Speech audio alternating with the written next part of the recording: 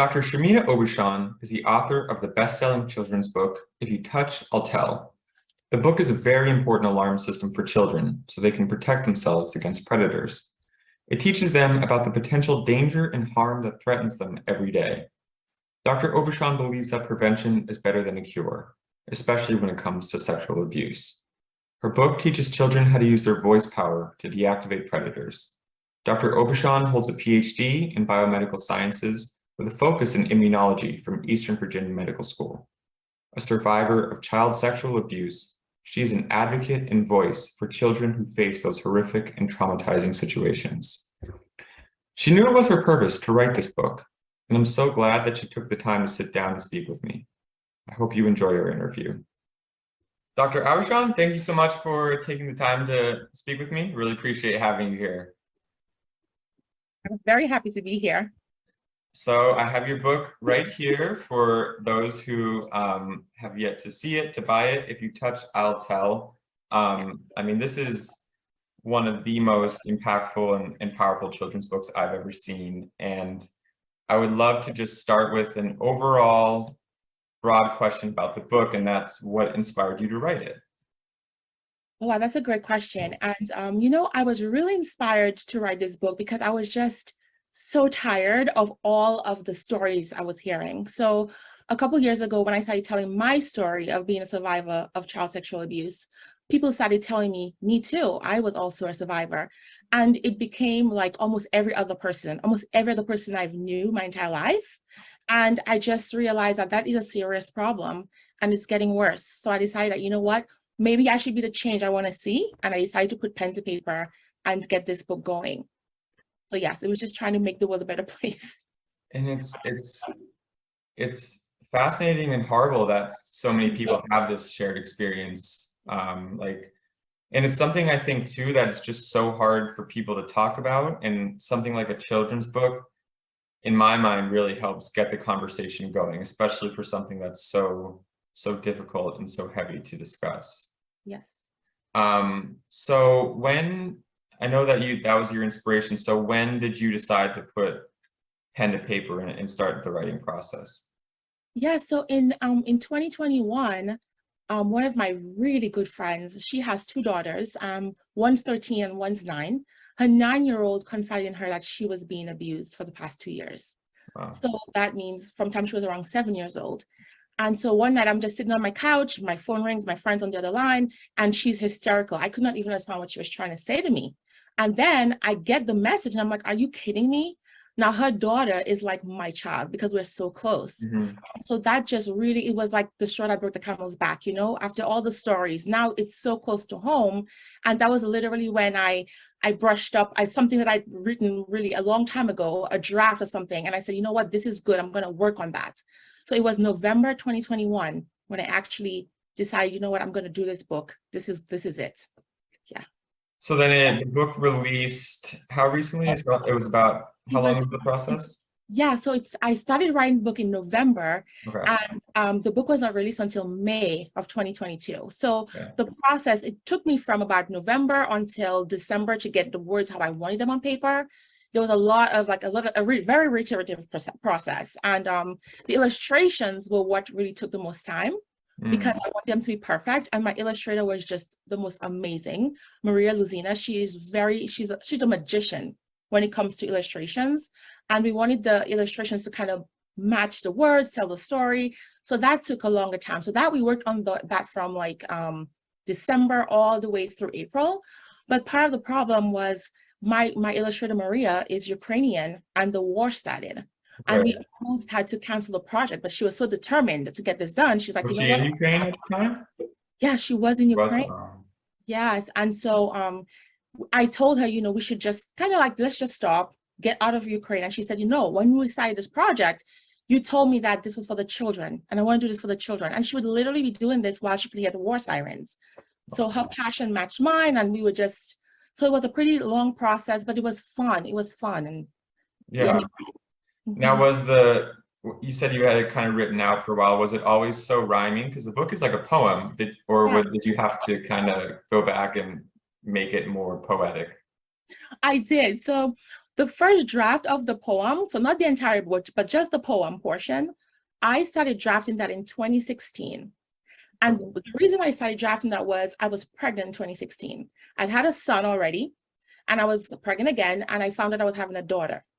And when the nurse told me I was having a daughter, I lost it. I thought I was fine. I thought I was healed. If you'd asked me, like, are you like affected by your childhood experiences? I was told you no. But as soon as I found out I was going to have a little girl in my care, and not that little boys don't get abused, but this one was very close to my heart, and I just started putting pen to paper because poetry is always what I've used to cope over the years. Yeah. And so yeah, I had a rough draft. It wasn't always so rhymey. I had a lot of aha moments in the shower where I would just go like rush back to my computer and go, "That's a better line. That's a better line." So Yeah, well, sometimes those aha moments are really what lead to making a project amazing. yeah, So going into some of the book's content, a lot of it, these topics are really difficult to discuss, yeah. but they're so important. So do you have any advice for parents or guardians or educators who want to have these discussions about inappropriate touching or abuse, but don't really know how to approach it? Oh wow, that's a great question. So for parents, I would start with parents and or guardians first. I would say start while your child is young, even before your child can speak. When you change your child's diaper or when you have your baby in the bathtub, you can, as you talk to your baby, you can tell them certain things too, because I believe that in some way, the children understand. And you can tell them that's your private part. I'm changing your diaper, but nobody else is supposed to touch you there, that kind of thing. And talk about it when you give them baths as they're little. But especially at that preschool age, I feel like it's very important. And so what parents can do is, if you feel like it's really hard to just kind of bring up the topic, you can probably start with something like a book like mine. Pick a book that you like, a book with Yeah, pretty colors, a book that's not too intense, very child-friendly book, and just start reading about it. And like with everything, right? It's like a muscle. The more you talk about it, the easier it becomes. So if you right. start talking about it when the child is really young, the child will ask you questions based on their like mental state basically at the time. And as they grow up, the questions will get more difficult, and then you can have more and more conversations. But the more you talk about it, the easier it'll become. And right now, in so many states, I don't believe that there's that specific kind of education in school. But teachers can also have these conversations if they suspect a child may be going through some things. Like Yeah, if you know certain signs, a child may have been very outgoing, but now they're more, keeping to themselves. Bring up the topic with a child. Take a child to the nurse or talk to a parent with the child and see what's going on. So I feel like we should just really try our hardest to do whatever we can. And one of the things I would mention is there are some very useful websites out there. And one of them that I like a lot is called kidsfirstinc.org. And the reason I like this website is because it teaches children about inappropriate touching, but it does not use the bad touch, good touch concept, which many people, including me, think is not the best way to teach inappropriate touching. yeah. I mean, that's what makes your book so great, is that it makes it so easy for kids to understand. And just, I think the way it's like coupled with the illustrations and the way it rhymes. And people are in general afraid to have these conversations just because it's hard. But I think what you're doing and the work with this book is it makes it just a little bit easier, and that could make such a big difference for a child who needs to hear the story. So, and I think the biggest lessons, some of them come for adults. I read the book and it was filled with, I don't have children of my own yet, but at some point I would like to. And I think as an adult, as a parent, there's just so much that I would get out of this book. And if you have a message for adult readers, what would it be? What would you like them to take away from it?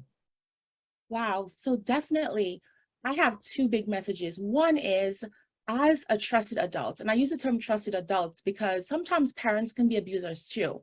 So in the book, I always keep on saying trusted adult, not parents so much, but I want them to know that when you have young children in your care, you have to be the voice.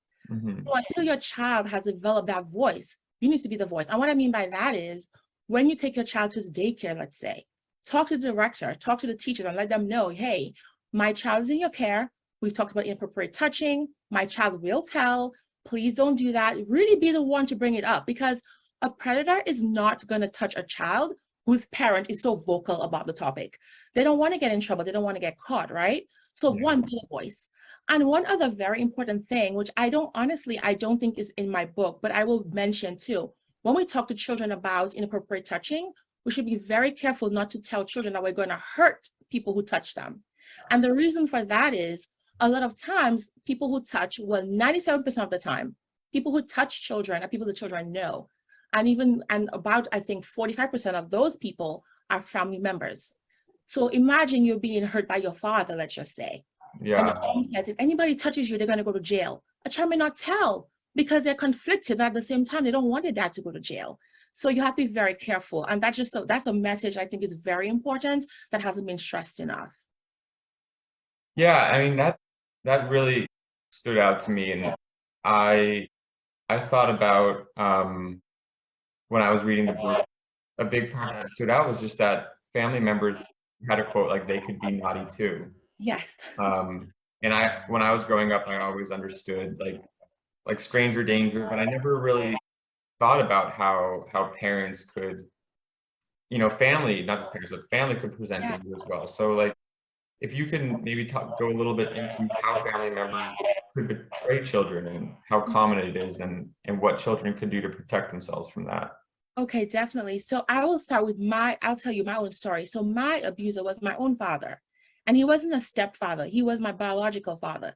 So predators are people who have access to your child. They're people who are, for whatever reason, mentally ill, or maybe their own past experiences, have that urge. And they're people who have access to your child. So most times strangers don't. And the statistics has shown us that 93% of children reporting to authorities after abuse said that they know their predator. 7% of children say they don't know the predator. And of that 7%, many children are telling the truth because they don't want that person to get into trouble, right? So, but let's just say that those numbers are accurate. If we go back to 93, about 55% of those people, 59% of those people are actually acquaintances, so family, friends, or distant relatives. And about 34% of these people are very close family members. And to make it even worse, on the RAIN website, so RAIN is the Rape and Incest National Network hotline, and basically they said that 55% of the abuse said it happened at their home or near their home. So it's a really big deal. And also, parents have to remember too that we give a lot of adults a lot of trust, and we teach our children to automatically trust these adults. So for example, you say, listen to your teacher, obey your coach, listen to your pastor, listen to your Sunday school teacher, do as your father says, et cetera, et cetera. And of course, we mean well because most of these people have good intentions. But for the few that have poor intentions, we have to rephrase our thinking. And so I advise parents, when you talk to your children, tell them to respect those and to respect people who respect you. So a child knows that if this, let's just say a coach, is not respecting me, is being inappropriate with me, I should tell someone. I don't have to respect them and do as I'm told, because we tell children to do as you're told. And so we need to empower children and make them aware that a predator does not have a specific look. A predator could be anyone, even a family member or friend. Yeah. Yeah. Empowering children is the most important thing. And I think you make an important point in that, we have to rethink about the people that we have considered to be leaders, that people we previously once never questioned. Mm-hmm. And, teaching that knowledge that there's not one certain look to a predator. It could be anyone. And, a lot of it just comes down to what you talk about is worthiness. And I loved how you really go into how like children are worthy of being protected. So I'd like to hear it from you as the author, if you could talk about a child's worth and how it manifested into the story. Oh my goodness, that is amazing. So I believe that children are a gift from God. And I believe that our job as adults are to help them to grow and learn and take care of them and nurture them, right? But I believe children are worthy because I have 2 children of my own, and I'll tell you, they're the best teachers. They teach the best lessons. They're forgiving, they're selfless, they're kind. I'm telling you right now, if politicians and we're leaders had the mindset of children, the world would be a much better place. I mean, they're the best at everything, and they're so pure and they're so kind. And how, I don't know how someone can look at a child and have only ill intentions on their mind. And so when I was writing this book, one of the hardest things I had to do, and I did it intentionally, was bring myself back to being 10 and putting myself back into that situation where I was being abused. And I remember, you know, in those days, as young as I was, I knew it was wrong. I didn't have a voice yet to tell, but I knew it was wrong. And I remember thinking, I'm a good little girl. Like, why is that happening to me? I don't deserve that to happen to me, you know, because Yeah. I knew it was wrong, even though my parents kept on telling me that it was right. And that's how daddy showed their daughters that they love them. You know, as a child, that that's not true. And you know your worth.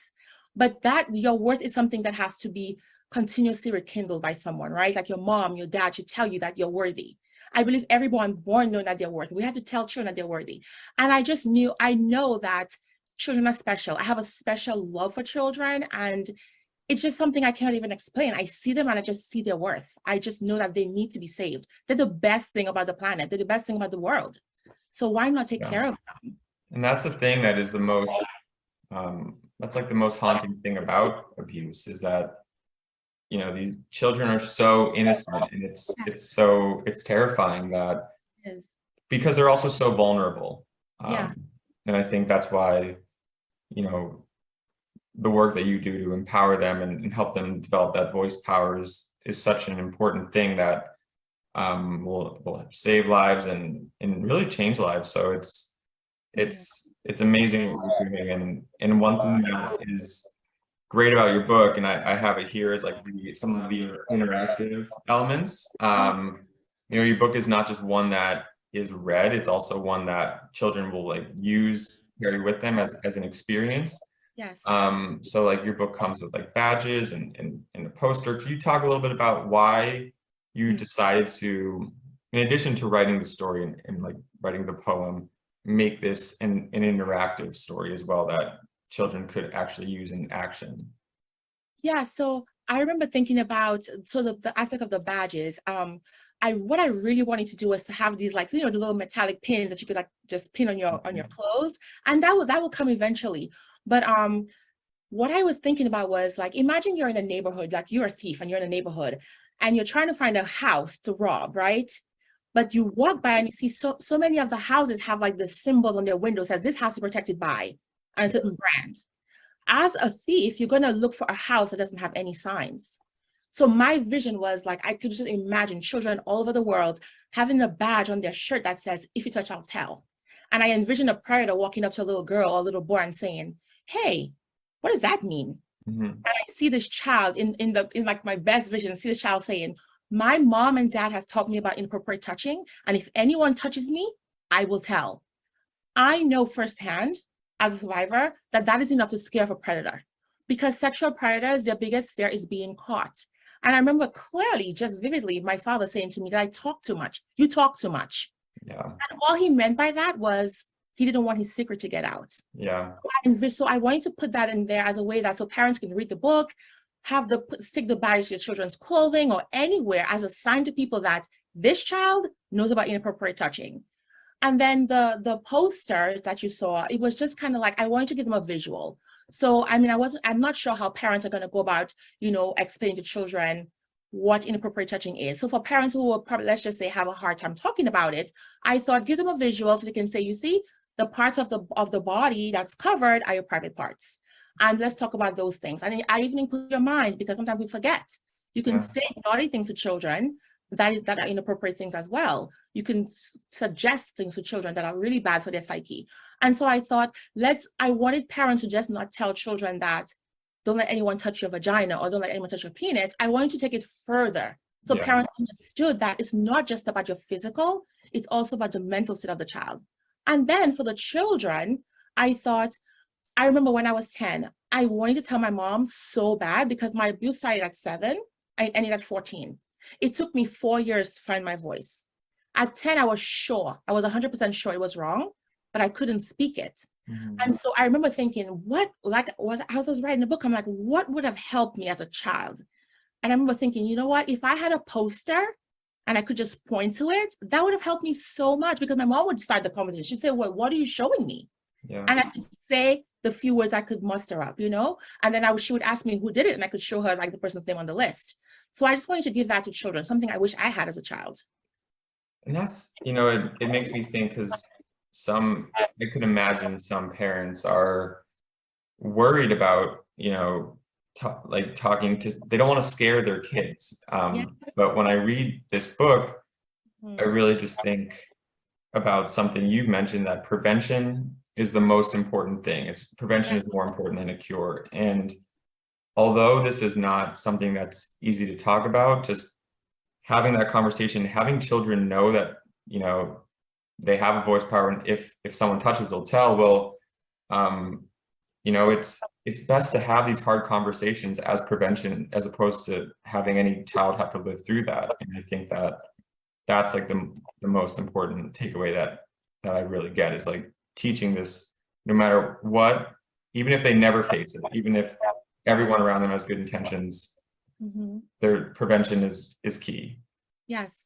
And and just to add to that too, one of the things I did at the very beginning of the book, without saying grooming, I talked to parents about what grooming is. And so I gave lots of examples. So if someone asks you to sit on their knees, or rock on the knees, or tickles you too much. So those are all aspects of grooming, what somebody will do. And a lot of times predators will do those things to children in front of their parents, because they're trying to build trust and see how far the parents will allow, And so I basically set up the book saying, here are all the things you teach your child that are not appropriate behaviors with adults, and then here's what you should do. And then I started the poem. So I really hope that no child would ever have to use the poster to point out to their mom that, hey, somebody touched me there. So I really hope that parents could probably tell them a little bit more about the grooming process. And yes, you're so right. I mean, there is no cure. I'm almost 42 years old and still going through therapy. I recently started therapy actually, and I tell people, when people ask me to describe what like sexual abuse trauma is like, I tell the best way I can explain it to them is like, imagine you watched a horror movie, right? And then you couldn't sleep because all night long this movie is like playing in the back of your mind. So for a survivor, it's like that. Like I'm talking to you, but it's playing in the back of my mind. The more distracted I am, of course, the more faded the movie is in the back of my mind. Yeah. And when I'm having a quiet moment, it's very vivid, but it never goes away. And certain things can trigger you and cause you to have it so bright in your head, you almost can feel like it's happening to you right now. Why would you want your child to go through that, So I really, really want parents to talk to children as early as possible to try to prevent this from happening. Yeah, and I agree, and that's something I would say to parents as well, is like, why have that possibility? Teach as much as you can early. Let kids become empowered, let them learn Yeah, and learn what to do in those situations, because it's best to prevent it. And no child should have to live with that. No one. I mean, you obviously shouldn't have to live with that. And then it's, using your platform to help kids, in the future, it makes such a big difference. And I hope that, I would love to see this book. I think it would be so powerful for it to be read in classrooms. I don't know, have you had a chance to read in front of any children in classrooms? so I have not had a chance to read it children in classrooms because like right now, this book could be very political, especially when you start talking about the classroom setting. Yeah, it's Some very parents hard. never allow this book to be read to their kids. And so I say that because I have actually spoken to a couple of people from the school district, and it was kind of like we got to think about that one. It's hard, So, I mean, we're working on it. And I know Aaron's law is out there, which basically is a law that was passed to bring that kind of education into schools. So hopefully maybe one day that will happen. However, I've had someone, an anonymous donor bought some books and they actually brought them to Dominica. So I'm originally from Dominica, the Commonwealth of Okay. Dominica. And someone bought those books for the Child Protective Services of Dominica. And they sent me a video of the reading, and all I could do was cry. So the reader was sitting at the front, and there was young children. I believe they were probably under 8, from as little as 3 to about 8 years old. And she was reading the book, and then she was asking them questions. And then she said to them, what would you do if somebody touched your private part? And they all yelled out, tell. She goes, I can hear you. And they were all like, tell. I mean, it was so amazing. I'm going to have to send you a clip. Yes, please do. I mean, that's the point of the book, and it is so hard to get stuff into classrooms, especially with, I mean, every state is different with Yeah. what can be taught, but again, I mean, I think it should be, every child should be aware of it, because Definitely. it really could do so much to prevent, even if it's just one kid, it makes an What? amazing difference. Yes, yes. Um, So I want to go into some technical questions. You kind of touched on this a little bit earlier, working with your illustrator in Ukraine, but just for other authors, other children's book authors, just what was the process like to create, a children's book, one that's rhyming, one that's colorful, one that's beautifully illustrated? What can you go into that process at all? Okay, yeah, definitely. So the first thing I would say to any author is to first set a time. When do you know, when are you going to write? Are you a morning writer, a nighttime writer? And so what I did was I set a time. And for me, my writing process happened at night. So I had to put my kids to bed, and then I would start writing when the house was quiet. And I would get my snacks and everything together, get my mind ready. And the first thing I say to do is, don't worry about the color, don't worry about anything, just put pen to paper. Just start writing. And if you're writing, in my case, I was writing a rhyming poem. Sometimes it didn't rhyme right away, or even when it did rhyme, it wasn't the correct words. So I would just keep on writing anyway. So just put things on paper. Don't try to fix things as you go. And once you're done, you can keep on going over it. Go over it as many times as you want. And so I can give you an example of what I mean about that. So there's a line, there's a stanza in the book that says, if someone touches, you must tell. For you, it won't go so well. You will scream and you will wail till your voice, it will prevail. Well, it didn't always say that, Joe. At one point it said, if someone touches, you must tell. For them, it won't go so well. You will scream and you will wail till the cops take them to jail. Okay.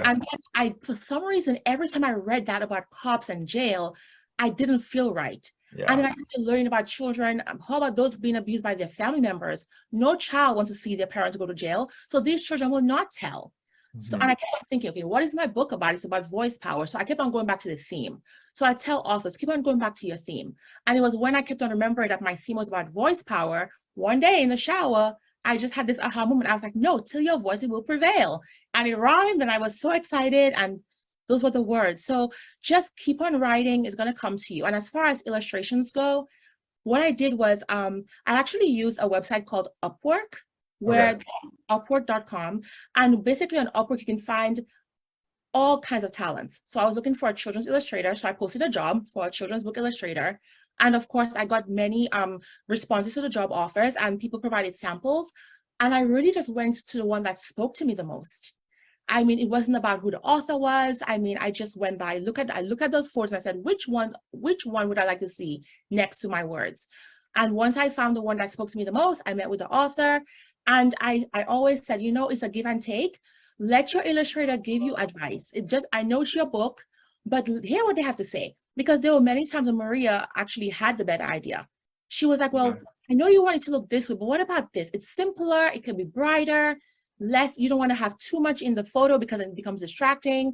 And because they do that for a living, they can really help uplift your words. So I say, yes, you're in charge of your book, but really listen to the people who's been doing that for a long time. And so that was really, my process was just like writing, rewriting, and then working with Maria closely. We went back and forth with ideas. We did the book cover together.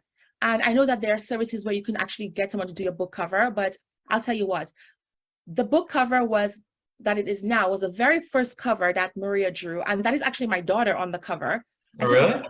Yeah, in my backyard. Yeah. And I said, her name is Zoe. And I said, Zoe, what would you do if there was a predator right there, right now, and they were trying to get you? And she goes, I would scream. And I said, oh, show mommy how you would scream. I'm going to take a photo. So give me a very long scream so I could get a photo. And that was her. That's exactly what she was wearing. She was wearing a little tracksuit in those colors. And the only thing I changed was her shoe color, because she was wearing some Uggs. They were like tan Uggs. And we put like a bow in her hair that signifies sexual abuse awareness. Okay. And that is her. And the illustrator took it. She drew my daughter. She illustrated the picture and made the drawing that you see right there. But she was the one who said, let's make tell really big. So that's a good example of letting your illustrator lead the illustrations, and I mean, just working together. And then we did so many reiterations. I had about 10 different covers. And at the very, very end, we went back to the very, very first cover. Really? Impactful. Yes. Sometimes the first one is the best. I mean, she did an amazing job. The art is so, it so captures your eye. It's so vibrant. He is amazing. I do love how tell is in big letters. Now that you mentioned that, I'm not going to be able to stop thinking about it. So it's kind of like her voice. It's supposed to like show you how her voice power, it made the word. She's like, if you touch out, Yeah. and her voice power just made it so big. Yeah. Yeah, it's everything about the book is perfectly done. Thank you. When you were writing it, did you learn anything about yourself through the writing process? Oh yes, I did. I did. Well, one thing is I learned that I was very strong. I always knew that I was strong, but I mean, this took strength because I did the worst thing I could do. I really went back and I would relive some of my most horrible memories just because I wanted this to be so true to what children go through and what could really help them. So that was one thing. I learned I was strong. I learned that I also learned too that I know that it's probably going to be really weird to hear that I really didn't have it that bad because in writing the book and in talking to people while I was trying to get ideas for the book, so many people have worse stories than me. So many people have been abused by more than one person when they were a child. And I mean, just some of the horrible things. And I also learned that this is my calling, that I was born to maybe to talk to children about sexual abuse and to bring awareness to this problem. So my voice grew a lot in the process. I was doing like few speaking engagements here and there, but ever since I've done the book, I've just been much more vocal. I really want to get the word out there. And I mean, it's just, I also learned that I'm very resourceful, Joe, because before I started writing this book, I knew nothing about writing a book. I mean, I have a PhD in Biomedical Sciences and I've written my dissertation and I've written scientific articles, but that is not the same as writing a book for publishing. Yeah, And so I just started writing, and with every step of the way, I kept asking myself, okay, what's next? And I would find a YouTube video. I found some book baby videos as well that helped me. And I just was like taking it one day at a time, one day at a time. So like my resilience definitely came out in that. So I'm just happy to be able to do it. I definitely found my calling and I learned that I'm very strong. I love that. I love hearing from authors like yourself about what they learn about themselves when writing a book, because everyone has something, and um, writing a book in its own is a life-changing experience that really makes you perceive the world differently. And especially when it comes to your book, I mean, writing to be successful in writing about topics like this, I think it's important to go to that vulnerable place, because that really allows you to share the message without fear, without holding back, even though it's challenging. It kind of shows how strong you could be, and that's amazing to hear. I'm glad that you got so much out of the writing process and it created this amazing product. So Thank you so much. It means a lot to me. of course. And have you heard back from readers yet? Have you gotten feedback? Yes, I have gotten a lot of feedback, and so many themes, but some of them are just like one, the quality of the book, the photos, the vibrancy of the pictures, just a lot of feedback about the photos, a lot of feedback about how simple it is, the simplicity and how impactful something so simple can be. And a lot of people told me that, somebody told me that the little girl in me thanks you for writing this book. So a lot of people who are survivors, I mean, this book really spoke to them, and just people who have children, even those who have never experienced abuse. They're like, wow, this is exactly what I was looking for, because maybe some other books were a little too intense or not enough, but they really just like the simplicity of this book. And I think a lot of parents also like the notes to adults in the back section. Yeah. So yeah. Yeah, you do a great job at addressing both children and adult readers. And I'm wondering if you have a message from the author that you could share with both kids and adults, what would it be? Okay, definitely. The biggest message I would tell kids and adults is that the predator's power is in our silence. Mhm. So speak up. So voice power is everything. Speak up. That's really the one message I could give. And like you said, that's what makes all the difference. Well, this has been an amazing success for your book, and I'm wondering what's next. Do you have any future projects, another book maybe, any plans? Oh my goodness, I can't stop thinking about what I want to do next. And so one thing is I want to continue to bring awareness to the topic. I want to keep on having speaking engagements to talk about it, but I definitely want to write another book. I've already started putting some thoughts on paper, but this time I want to write a book geared towards adults, because I know I had a little section in the back of the book. It just wasn't enough. I just wanted to give parents a little sample of some key things they could do at the time, but I really want to get another book out there focus more on people who have children in their care and how they can help them. And also how to identify some signs of abuse if you think your child may have been abused. Yeah. So that's something I'm going to be working on. That would be amazing. I mean, adults need to learn as much as children, because Definitely. you know the hardest thing for adults is thinking about this stuff, because especially with you know an adult and a parent, it's the last thing you want to think about. Yes.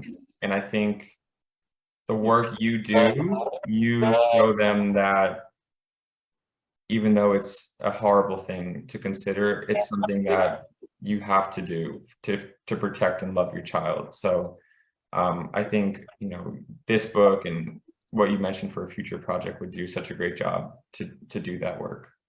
Thank you so much. Thank you. Of course, and I want to thank you for taking the time. I don't have anything else for you. This has been a great conversation, and I can't say enough good things about your book. I hope everyone reads it. I hope it's in classrooms. I hope parents get it for their children. It's just a necessary tool to set your child up for a life filled with happiness and love, and it's what children deserve. So thank you for the work you do. Thank you so much. Thank you for your time, and the pleasure of being here is all mine. Thank you so much. Of course. And remember that you could purchase If You Touch, I'll Tell anywhere you could buy books. So thank you so much, Dr. Aubuchon. I appreciate it. Have a wonderful day. You too, Joe. Bye.